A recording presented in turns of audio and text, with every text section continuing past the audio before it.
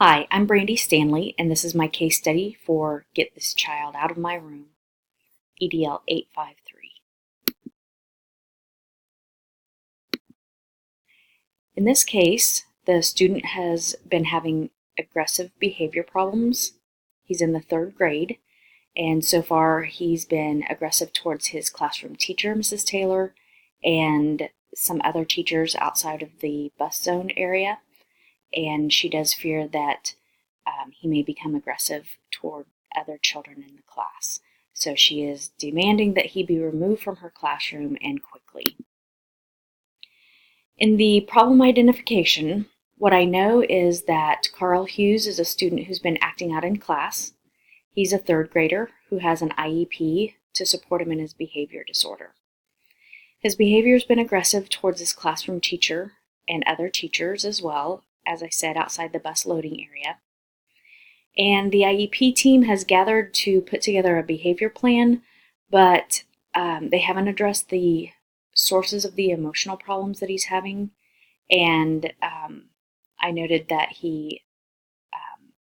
his behaviors have gotten worse in the last 3 months, which is when his parents divorced.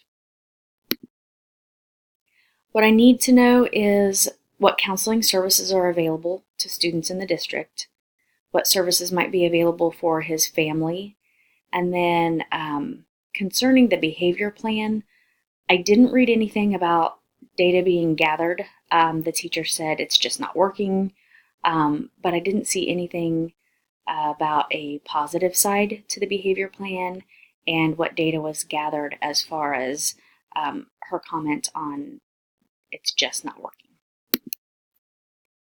So a proposed plan of action, I would ask the school counselor first to start working with Carl and his family. And from there, he could make a referral to a social worker or a school therapist if one is available in the district or within the co-op. If there's not someone available, seeking therapy outside of the school might be beneficial, and then continuing to see the school counselor within the school.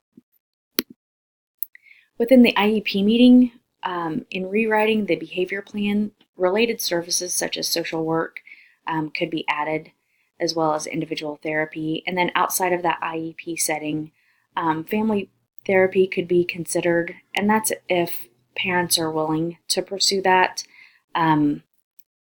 A therapist that is school-based could possibly have the parents in to work with them at the school. But then if it's such a small community that they have to seek outside counseling, then of course it just depends on if they're willing to do that.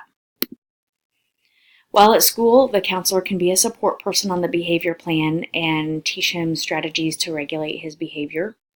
And that counselor could be the safe place for him, making good decisions to come in when he needs to. And then the principal could help Mrs. Taylor learn how to diffuse problem behaviors in the classroom and replace those behaviors with appropriate behavior in the class. And then she could focus on reinforcing those behaviors.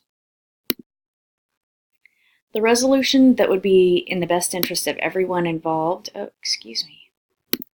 would be one in which Carl's behavior is under control and his emotional needs are being met. Mrs. Taylor will be able to focus and will be more effective if she can diffuse those behaviors and focus on the academic concerns of the class. If students are not already fearful of Carl, they will be if this behavior continues and could be directed towards them. When his emotional needs are not being met and he's seeking out attention, he's doing that with misbehavior, so we need to redirect that. And then when Mrs. Taylor has the support of the team to reduce those distracting behaviors, she'll be a more effective teacher.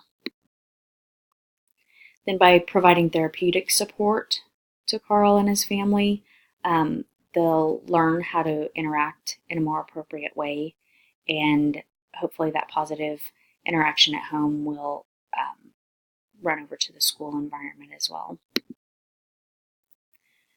So defining the problem, Carl is exhibiting problematic behavior.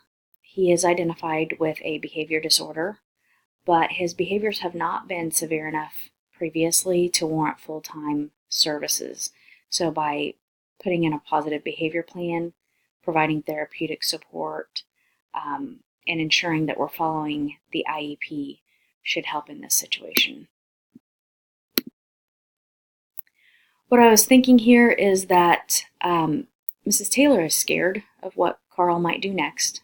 She's frustrated that the principal isn't simply removing Carl and following her recommendation and suggestion that perhaps a previous principal had done.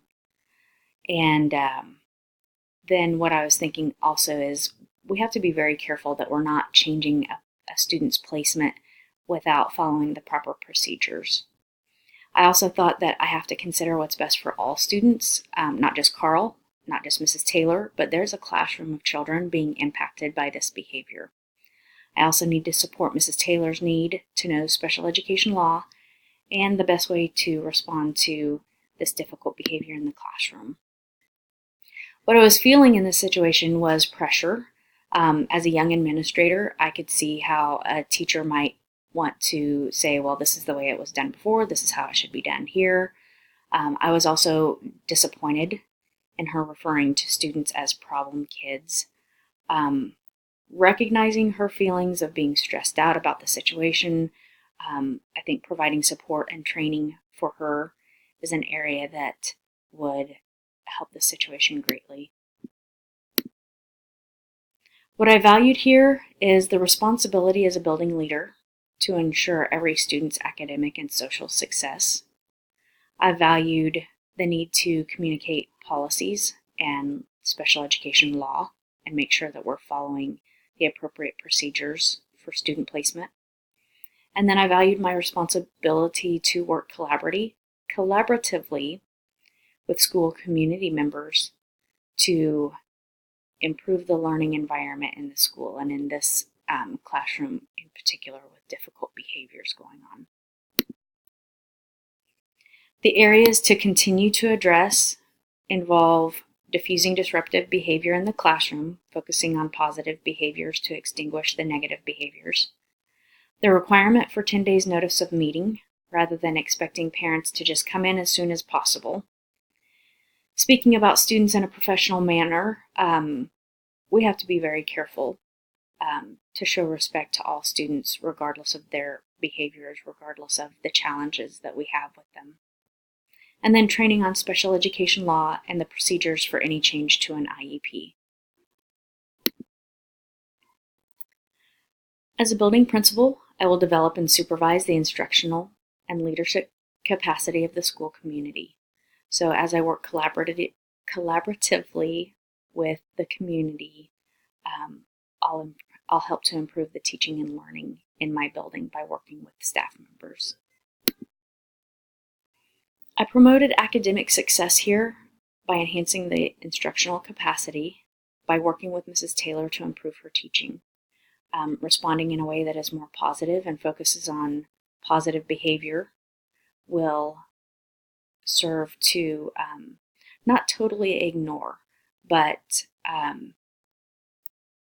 focus on positive behavior and reinforce positive behavior so that a student like Carl who needs reinforcement, who is looking for attention, might reduce those number of disruptions. I promoted the personal well-being of every student by enhancing the instructional capacity, implementing a positive behavior plan, and supporting the teacher in the classroom. In this way, students will not be afraid to be in class with Carl because his emotions will be appropriately regulated.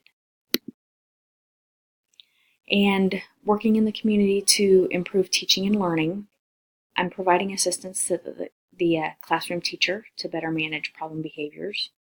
I'm promoting the personal well-being of every student in writing that positive behavior plan, providing outside counseling resources for a family in need. These are the additional resources that I used, and thank you for watching.